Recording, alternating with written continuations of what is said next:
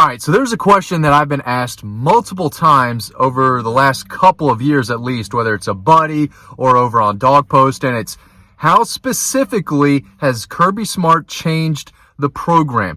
He took a program that was desperate for a national championship and turned them into the premier program in college football right now. I mean, he woke the sleeping giant that everyone knew was there and has turned them into the number one program in the country. What is he doing that Mark Richt didn't, and what is the biggest difference in the two? I hear that all the time. That's what I want to break down in this video. And the first thing that comes to mind is obviously recruiting. Mark Richt and his staff did a good job recruiting, right? Top 10 classes, brought in some elite talent at quarterback, running back, wide receiver, brought in some okay players on defense, but it's the offensive and defensive line that has really turned around under Kirby Smart. I mean, when he got to Georgia, one of the first things he said was, hey, we got to get bigger, tougher, stronger, better overall on both sides of the line of scrimmage. Brought in Sam Pittman to turn that offensive line around, and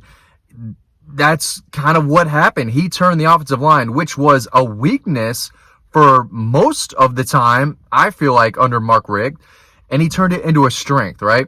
And I go back and I look at all the offensive linemen that Mark Richt took back in those 2010s, and I'm thinking none of these guys, or almost none of those guys, would even sniff a scholarship offer at Georgia to play on the offensive line. If you want to play at Georgia on both sides of the ball, you have to be elite or close to it.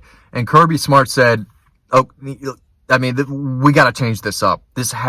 We've got to get better. And they have arguably the best offensive line in college football again. And they have one of the best defensive lines in college football. You got to remember, just a few years ago, everyone talked about Georgia as being the place where they don't develop defensive linemen. If you want to get drafted on the defensive line, you don't go to Georgia because they're really struggling with that. And they've really flipped that script. And now it's one of the best places to go play college football if you're a defensive lineman, because they are turning them out. First round pick. And they might have the best defensive line in college football, again, without a guy like Jalen Carter, without a star on the defensive line. They do have Michael Williams, but who has All-American potential.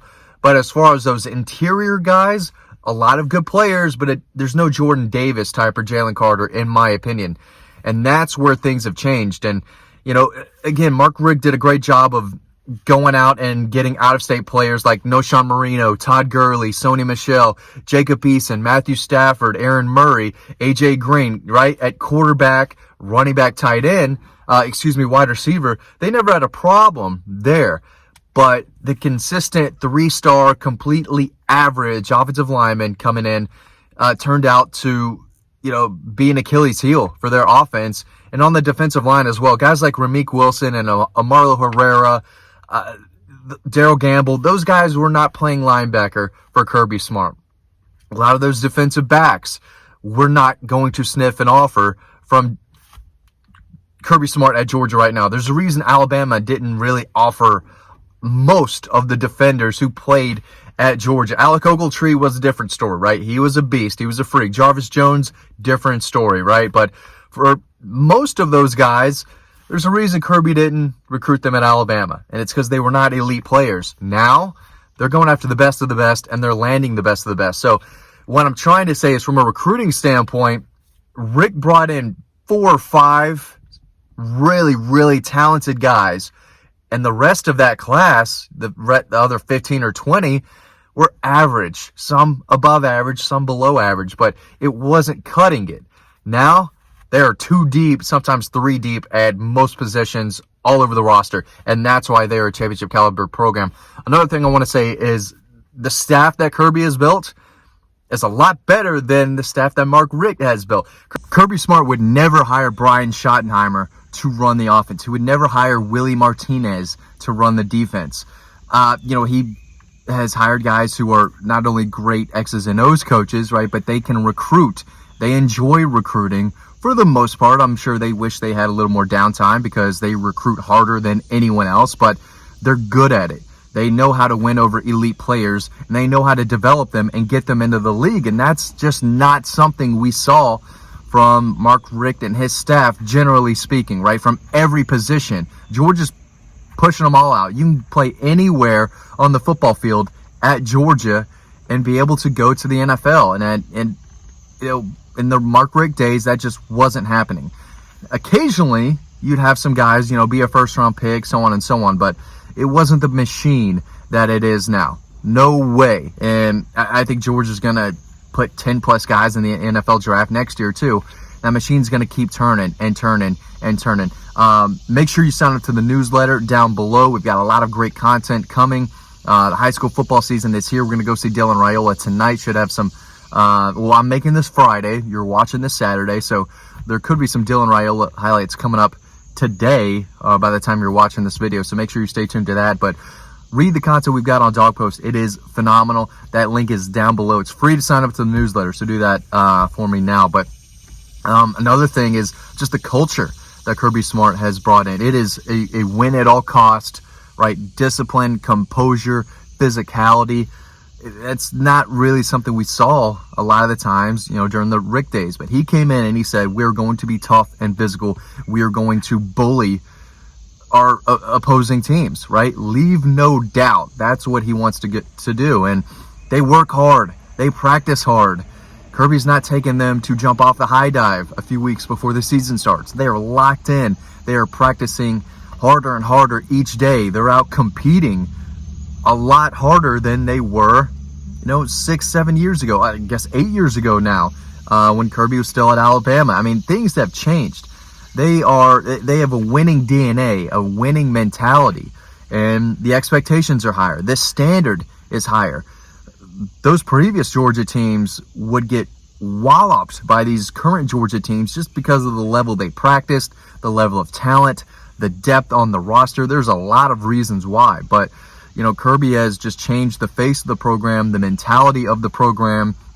And again, it all starts with recruiting. It starts with building a staff. And they're smart guys. They know how to game plan. They know how to scheme. They know how to prepare a lot better than the previous staff did. And, you know, we say it all the time. This program was a sleeping giant, right? Kirby Smart woke that giant up, and now he's just bashing, you know, everyone around him, right? That giant is fully awake, and he's not going to sleep again anytime soon. And again, I don't want to, you know, sound like I'm hating on Mark Richt or anything. I mean, the guy won just about 10 games every single year. He had Georgia competitive, recruited at a nice level, not a great level, not an elite level, but he had Georgia relevant. You know, he took over a program that was not relevant, really, in the 90s, and he made them relevant again. There were 2 years where Georgia was the second best team in the country, 2012 and 2017. If there was a playoff, 2007, 2002, 2007, 2012, those were all outstanding teams. 3 of the best teams, you know, in Georgia history, really. 2002 was phenomenal early in the Rick days. 2005, they won the SEC, but 2007, if there was a playoff that year, I think Georgia could have won the national championship. Everyone knows what they did in 2012. And then it went downhill a little bit. 2013 was bad. 2014, they had Hudson Mason throwing the ball. They had no shot at winning a championship. Even with all those running backs, they didn't have a quarterback. 2015 was awful. Kirby would never put Georgia in a position where they were in 2015, where they're throwing out Fatone Bauda against the Gators. And having a guy like Brian Schottenheimer, who really didn't want to be there. He didn't want to recruit. He wanted to get back to the NFL. It was a complete disaster. Jeremy Pruitt was a disaster. And one of the reasons Mark Richt had to go is a lot of it was because the program was on a downward spiral because of the guys that he hired. He made some terrible hires towards the end there, and it cost him. And they did not recruit well on the line of scrimmage, and they got beat up there a lot. But that was the biggest thing. The biggest turnaround for me was fixing the offensive line, fixing the defensive line, recruiting at a high level at every position, turning the program and the culture around where it's, you know, you play to a standard, you play to excellence, you play every down like it's your last, you compete hard at practice every single day. Physicality, composure, discipline, those 3 elements really changed this program around. And Kirby, you know, hired a lot of smart people who know how to recruit and who also know how to game plan.